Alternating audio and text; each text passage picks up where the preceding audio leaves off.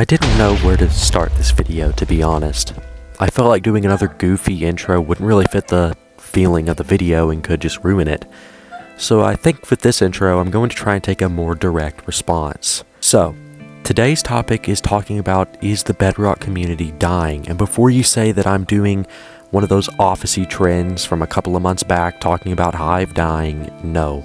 This is more than just about Hive, it's about Bedrock in whole. It's a much bigger thing than those goofy, cringe, clickbaity videos where they just talk about Hive for 5 minutes. This is something that I genuinely feel strong about and I feel like sharing. So without any further ado, let's get into this. So starting off, I feel like I should mention something that in my last video I talked about a topic kind of similar to this. The last time I talked about a topic kind of similar to this. It was, why are Minecraft Bedrock YouTubers leaving? And in the comments of those videos, people were mentioning a certain type of content that I just didn't touch on. So in this video, I am going to touch on it, and that type of content is survival.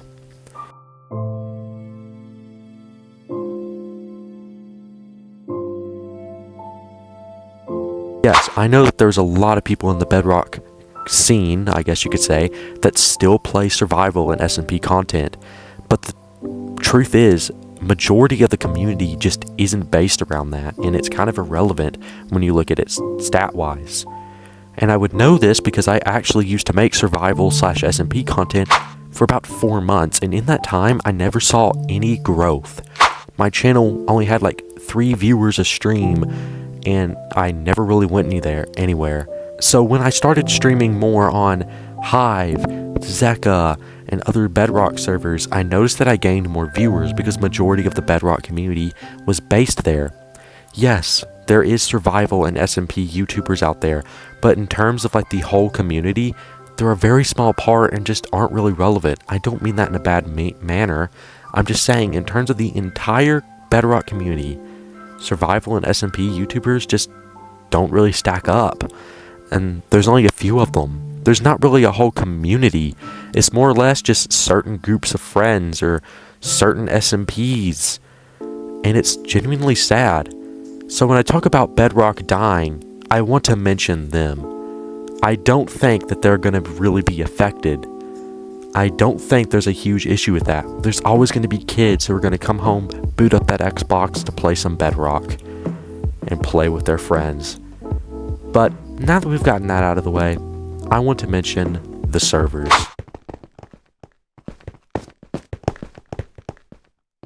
So starting off with servers, naturally I had to start off with Hive. And before you start commenting again, oh, he's just going to yap about how the stale content is.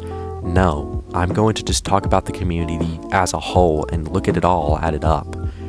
Around the pandemic time, between 2020 to 2022, is when most, myself included, believe that the golden age of Hive was here. Sure, it may not have as much players as it does now, but in terms of just funness, community, and just fresh video ideas, this was the best time. We had YouTubers such as Evident, Potato Pie, Danny is the Bomb, Tubbubble, and a few more during this era of years, and it was honestly so good. I actually started Hive around this time, back in late 2020. Sure, I never really got into the YouTube scene at the time, but I will say Hive felt completely different back then than it does today. You could say that's part of me growing up, and part of that is true, yeah, but I also think there's more reasons to it that I'm going to touch up on. 2023. Was this a bad year? The answer was yes, especially for the Bedrock community. 2023 is when the old gen YouTubers started to fade out for the new gens. A bunch of new YouTubers started this year, including myself. YouTubers such as Officey, Defect, What's Up Daniel, and a few others really started getting prominent in this year. But what made 2023 so bad? One word: trauma. The community, for whatever reason, in 2023, and I would know because I actually started streaming Hive around that time, got extremely toxic. There was drama everywhere, like the Draven Plays PDF file situation, Spydaris and his friends doxing and SWAT threatening people. Danny is the Bomb actually got swatted. I don't remember if that was at the end of 2023 or early 2024. But either way, it still happened around this time. And that's just the tip of it. There's multiple other dramas that I could mention from that year. It was horrible. We had YouTubers such as Breezy quitting and older generations of the Hive YouTubers quitting.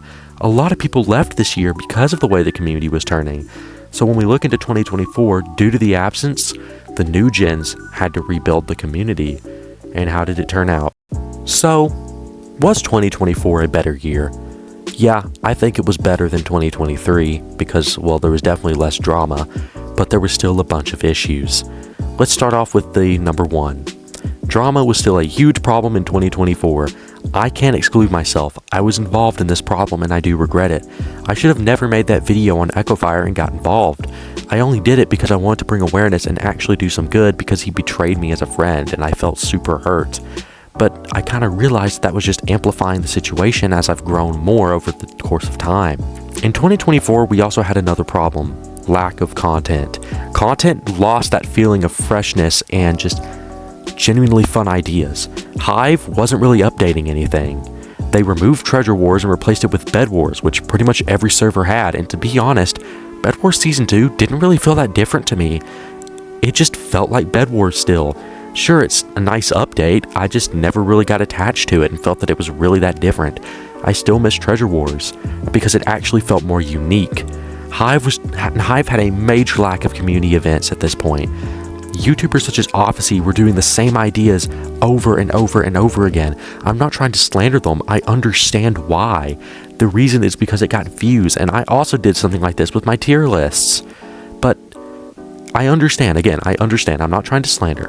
What I'm trying to say is it was just kind of bringing down that feeling of freshness in the community, which has been a major problem because a lot of people last year were just doing these same ideas over and over again, and it got to the point where it felt extremely stale.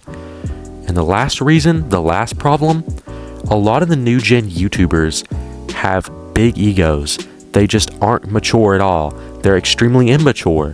They do bad things. They're just not good at all. And I'm not going to say names.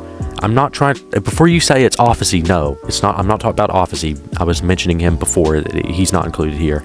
But there's a lot of YouTubers that I've just met that are new gens who started this year and last year, and even the year before that, who are just genuinely not so good people.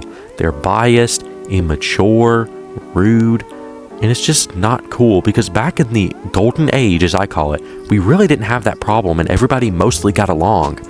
So I don't really get why the new gens don't. There's too much drama, and I've talked about it so many times, and the drama has to stop. And I've said this so many times, and I use this phrase: there's bad eggs in the basket. And that's true for most things in life. So, how do I feel about Hive in 2025? I can't really comment on it too much, so that's probably where I'm going to end this segment. Now, on to the next segment. I have to mention Cubecraft. Sure, I might not know a whole lot about Cubecraft, it was never really around, but I have heard of the massive amount of drama that server has been involved in, and by now it has pretty much lost all of its content creation and community. Sure, there's still players, but in terms of like actual content creators and a real community, it's just kind of gone. That's all I really want to say about Cubecraft, is again, I don't really know too much about them. Now, on to the last segment of this video. I'm going to be talking about non-featured servers. I love non-featured servers. They feel original, they feel unique, and they're much different than the bigger servers, and I love showing support for them. But there's underlying issues. For example, let's start off with Zeka. For a long time, Zeka felt the exact same, and it got to the point where I just really didn't touch it after I was no longer staff. Season 8 feels like a breath of fresh air, I will say that. But when you look at it, other practice servers feel so similar to Zeka. I don't blatantly think they're copying Zeka. I genuinely think there's just not much you can do with a PvP practice server to where if you stripped it away of its unique ideas, which all of them have, at its core, it's just the same thing. But there is unique practice servers out there that I really hope grow more, that feel different than majority of the practice servers. I just want to see uniqueness get back into this community and no longer just feel stale like it has been, because to be honest, I'm having problems even thinking up video ideas anymore due to just it feels like somebody else has already done it or just doesn't feel entertaining enough. So, to answer the question that everyone wants to know, is Bedrock dying? Yes and no. In terms of players, it is at its all-time high. All practice servers and featured servers are pretty much doing really well. Survival and SMP content, they're still alive, they're still doing it. But in terms of just the community, due to toxicity, due to just drama, the community is in a horrendous spot, and I feel like if it's not fixed, it's eventually going to just kill the Bedrock edition. I'm not trying to say Java is almighty like it may sound like I've done in previous videos. Java also has many of the same issues. And more or less, the reason is just because majority of the community is children. They lack maturity, and they just don't understand things. And that's what a huge problem is. Thank you all for watching this video. If you made it this far, thank you for hearing me out and not being, I guess, biased about the video. And if you did enjoy, like and subscribe as we are on the road to 2,000. I will see you all. I love you guys. Bye. Flippity bye.